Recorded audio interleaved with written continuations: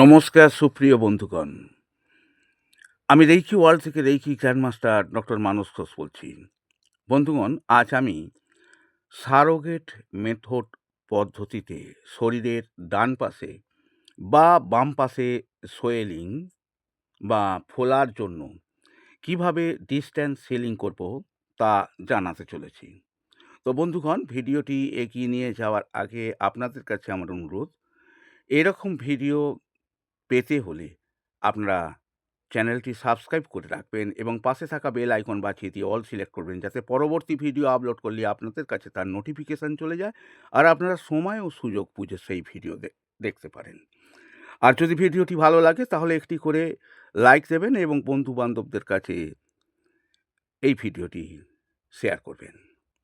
তো বন্ধুগণ, surrogate method হলো এমন একটি পদ্ধতি যেখানে রোগীর পরিবর্তে অন্য একটি বস্তু যেমন পুতুল, বালিশ, কাগজ ইত্যাদি ব্যবহার করে ডিস্ট্যান্স হিলিং দেওয়া হয়।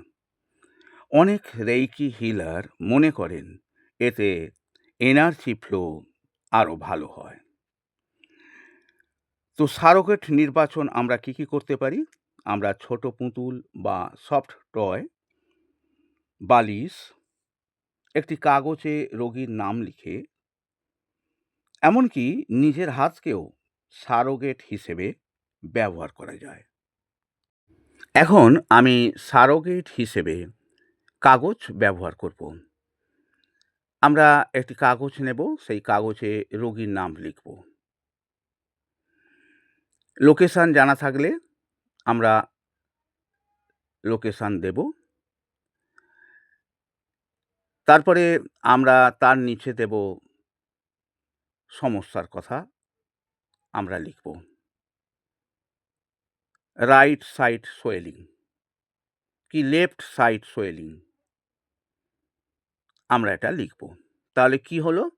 নাম জানা নামটা তো দিতেই হবে, নামটা দিলেন এবং যদি লোকেশান জানা থাকে লোকেশান দেবেন, তা না হলে আপনি নামের নিচেই ওই রাইট সাইড সোয়েলিং এটা লিখে দেবেন অথবা লেফট সাইড সোয়েলিং। এরপরে আমরা ডিস্ট্যান্স কানেকশান করব। এবারে ডিস্ট্যান্স কানেকশানের জন্য কাগজটি 2 হাতের মাঝে ধরুন, বাস সামনে রাখুন। এবারে চোখ বন্ধ করে বলুন, this paper now represents Manidipa Ghosh.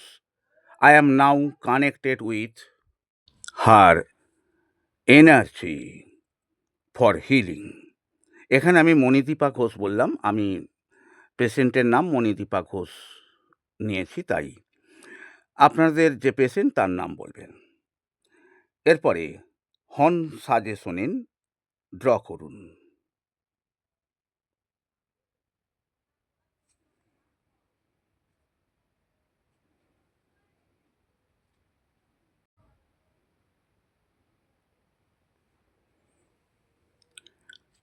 Horn suggestion draw করার পর আপনারা 3 বার বলবেন horn suggestion, horn suggestion, horn suggestion. এরপর আমরা হিলিং দেব।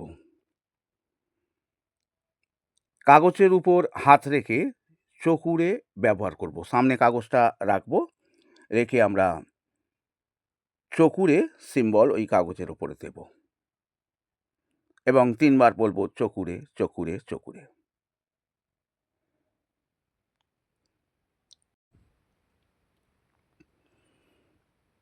এবার কল্পনা করুন সবুজ হিলিং লাইট কাগজের ডান পাশে যাচ্ছে। যদি ডান দিক সোয়েলিং থাকে তাহলে ডান পাশে যাচ্ছে, আর বাম দিক থাকলে বাম পাশে যাচ্ছে।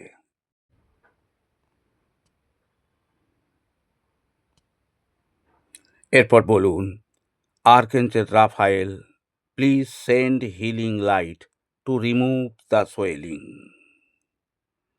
15 মিনিট এইভাবে কল্পনা করুন যে সবুজ হিলিং লাইট ডান পাশ বা বাম পাশ যা হবে সেদিকে যাচ্ছে, কাগজের ডান পাশে বা বাম পাশে, এটি কল্পনা করুন।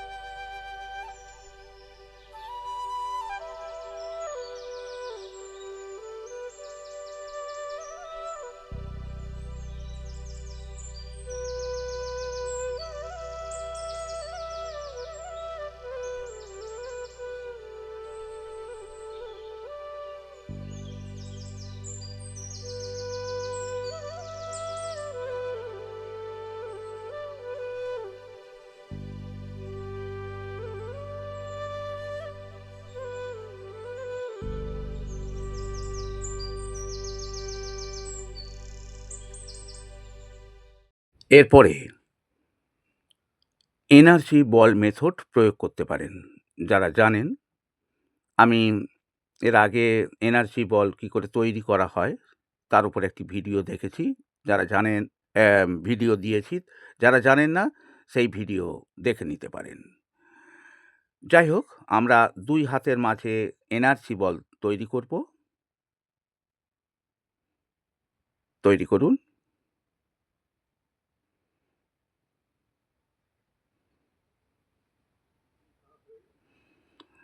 হাতের তালু দুটি ৩-৪ ইঞ্চি দূরে নিয়ে যান, আবার আস্তে আস্তে কাছে নিয়ে আসুন।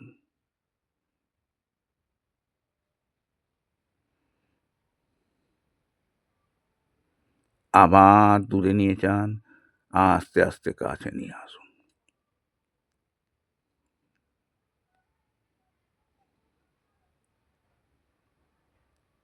আবার দূরে নিয়ে যান, আস্তে আস্তে কাছে নিয়ে আসুন। দেখুন, একটি এনার্জি অনুভব করছেন। আপনারা হাতটাকে রোল করুন, অর্থাৎ একটা বল হাতে ধরে যেভাবে আমরা রোল করতে পারি সেইভাবে রোল করুন। ধরুন মাঝে বল আছে, এনার্জি বল, তাকে রোল করতে থাকুন। হাত উপর নিচে নামাতে থাকুন। অর্থাৎ একটা হাতের তালু উপরের দিকে উঠবে, অপর হাতের তালু নিচের দিকে। আবার নিচের দিকে যে হাতের তালু ছিল সেটা ওপরে উঠবে, আবার ওপরেরটা নিচে। এইভাবে রোল করতে থাকুন।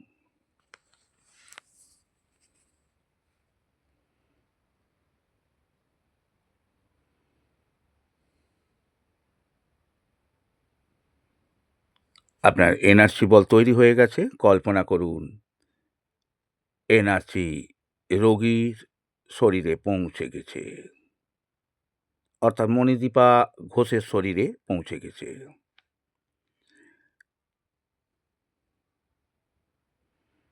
যারা এনার্জি বল তৈরি করতে পারবেন না, তারা এটি করবেন না। শেষে বলুন, healing sent for the highest good. Thank you Reiki and angels. এরপর কাগজটি আলতো করে স্পর্শ করে কানেকশান রিলিজ করুন। বন্ধুগণ, কাগজ হাতে ধরলে ফোকাস বেশি হয়, কিন্তু টেবিলের উপর রেখেও হিলিং দেওয়া যায়। আজ এই পর্যন্তই। Reiki bless you.